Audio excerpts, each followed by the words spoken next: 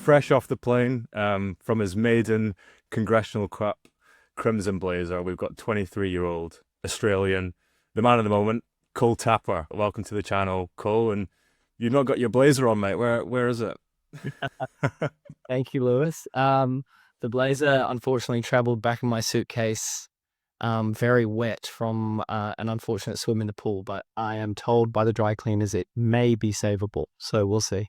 Take us into the event. What does it feel like to win your first Crimson Blazer and have that, well, hopefully back in your wardrobe after it comes back from the cleaners?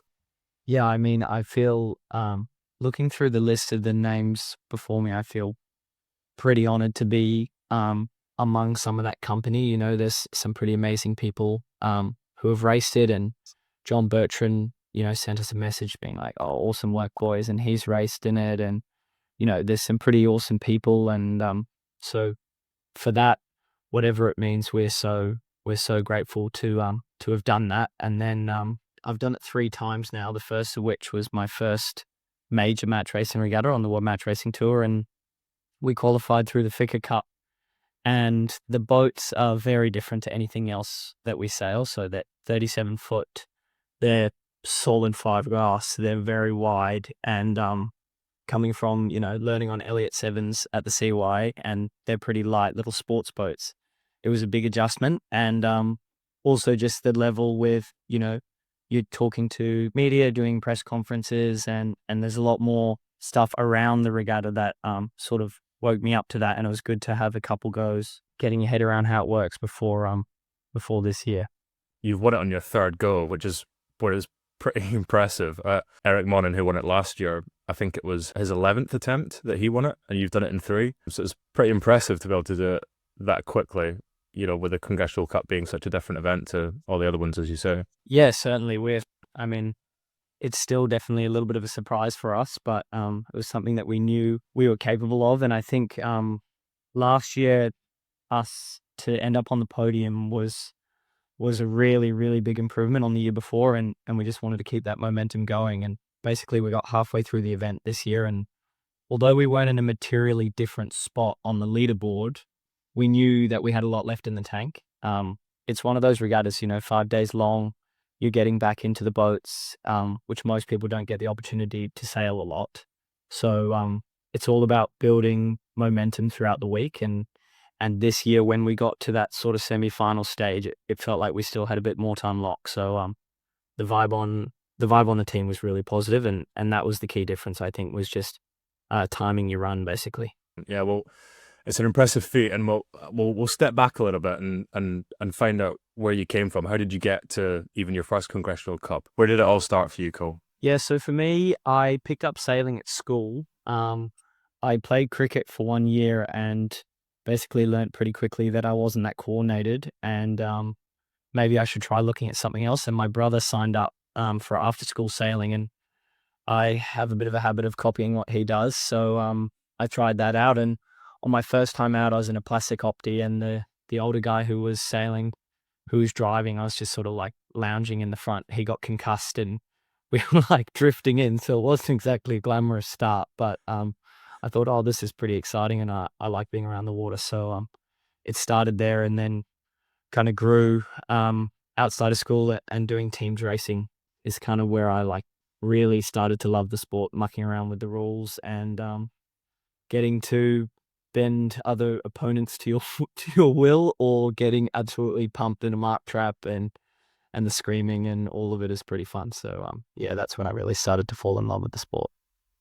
Yeah, that's cool. It can be pretty unforgiving match racing, but rewarding when you get it right. And we have a mutual friend as well, Dante. I think you were on his boat for your first ever match race. Is that right?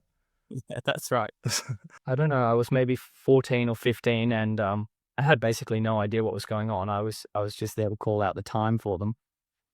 And I remember I get bullied to this day for this, but I was sitting in the down to leeward, looking up at the jib, which the trimmer was already trimming perfectly. And I said to them, I was like, "Oh, 100% leech flow here, guys." He went on the dude burst out laughing and said, like, "What are you doing, Nate?" Like, I love the energy, but you're so lost. And I was like, "Oh." Anyway, so That's if I ever get a bit cheeky, they just remind me about 100% leech flow.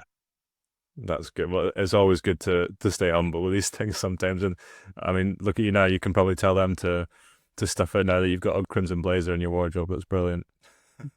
Yeah, I don't think it'd work though. They've still definitely got the power of me. So, no, I've been very, very lucky to have a lot of cool people like that in front of me at the club where I sailed. That was my brother, and then also, um, Harry Price and Tom Grimes and James Hodgson. Those guys, they all, won world championships and sort of beat up on me when I was young, and that was a good place to try and aim for, and follow in those guys. And that's because of the great coach that we've got at our club in Jordan, and who's sort of mentored all those people and then, yeah, kept it rolling from there.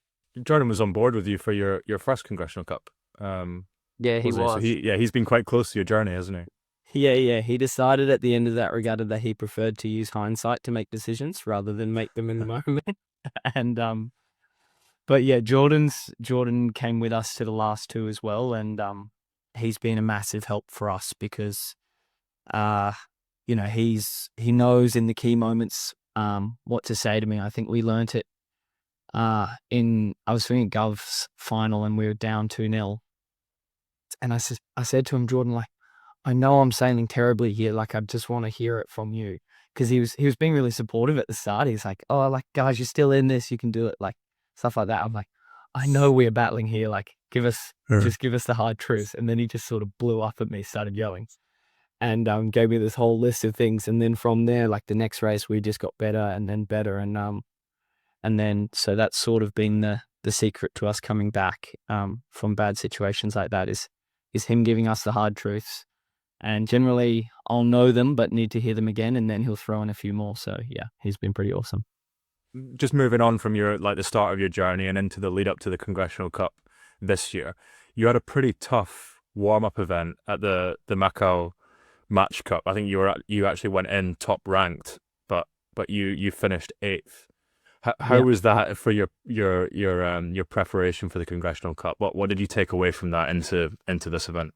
Yeah, so going into an event top ranked was definitely a new experience for us. It probably didn't help. We're a team that gains momentum as we keep going. It's something that we're trying to work on, is being stronger from the start. But yeah, we just couldn't quite get in a good groove, and that event had been delayed, so we kind of didn't get to practice, and I think it really showed in our performances. Like, I mean, if you can see the live stream, it's like there's some pretty bad decisions in there. So took us a while to find our groove, and then Jack and I and the other boys, we spent hours on the phone just sort of chatting about, we couldn't quite put our finger out on what was going wrong, and we set up a training camp in Sydney before Con Cup, borrowing Sydney 38s, which is it's a close boat, but not perfect. But they've got a dip pole, they're big, they're heavy, and they're challenging to sail. And we had a team, and Jordan actually sailed on the other boat with a team of other sailors from the club, and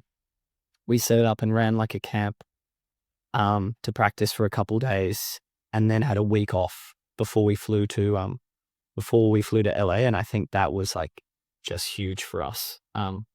During the camp, we got absolutely pumped by Jordan, which was definitely not good for the ego, but it's kind of exactly what you need before rolling into an event, because it just motivates you to go hard, and all the team gave up all their time to make sure it was good. So yeah, that was very important to our success this year. Your route to the final, to the Congressional Cup. Now, you had to get past two-time winner Chris Poole, and it's a best of three final, and you were 2-0 down with it kind of all to do in that third race. And thinking back to your Congressional Cup in 2025, the one where you came third, you lost to Chris Poole 3-0 in the semi-final. Coming in on day 4, being 2-0 down in the same position as the year before was a little bit disheartening. We'd certainly hope not to do that to ourselves again. But I think as we hit we sort of debriefed on the way in, and as we hit the dock, we just sort of hung out as a team and had a good time, just chatting away, and left the sailing for a little bit, and then woke up the next morning and looked at some of the videos. They do drone videos on the YouTube from the yacht club. And we watched those, went through how we're going to play our downwinds, because that was a key area where we were making losses, was downwind. We got passed in one of those races pretty handily by him, and he and Joachim do a really good job of making sure they're smack bang in the middle of the gates, blanketing you, and they've got a really easy job of just switching whichever turn you get, and then they go in as the faster boat. And so we kind of broke that down and set up a little playbook for, okay, if we're this far ahead and we want this turn, or if it's this close, you know, we set up this move and tried to firm it up a little bit. And then obviously the next day when it's super light wind, it's kind of not super relevant. It's a whole different strategy, but we knew if we could get one on the board, we can build momentum. And once we got that first one, despite a penalty, the team was in a really good spot, and, you know, having a day to rest on it. And we kind of knew going out there the next day that, you know, we got nothing to lose. There's no expectation on us. And so in some ways we're in a good position.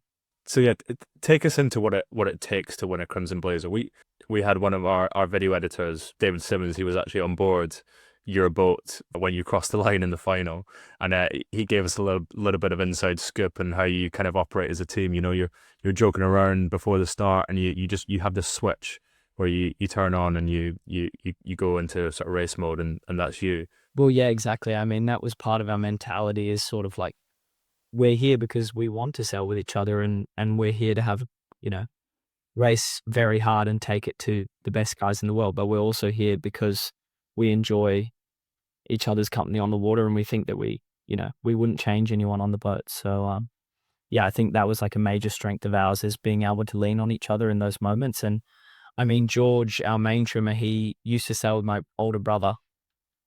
And then my first major regattas, he was kind of showing me the ropes. So he still takes on that position. He'll tell me I'm an idiot when I make a bad decision, and sort of give me a hit around the ears or something like that. So, you know, we just keep it all very grounded and know that none of us are pros, and we're all going to make mistakes and stuff like that. And that way no one's afraid to screw up. But when you do, you just, you know, back up the other person in front of you, and it's all good. And moving on to talk about the big A word, the America's Cup. You know, and in years gone by, the Crimson Blazer would kind of be a skipper's route towards getting, you know, stepping onto an America's Cup campaign. But, you know, considering you've already bagged a spot as a skipper at the Youth America's Cup in Barcelona, is that really still the case? Do you feel as though that's still the case? For the America's Cup, I think no matter what, that racing at a level like that is still really important. And, you know, the racing's changed a lot in the America's Cup, but it's still match racing, and you know, different skills help in different ways. You know, you need to have a balance. There's no perfect one other thing, because it's so unique, right? Like this America's Cup racing is so different to all the other stuff. So you kind of need to be a well-rounded sailor. So yeah, focusing on doing whatever other sailing I can do to make sure that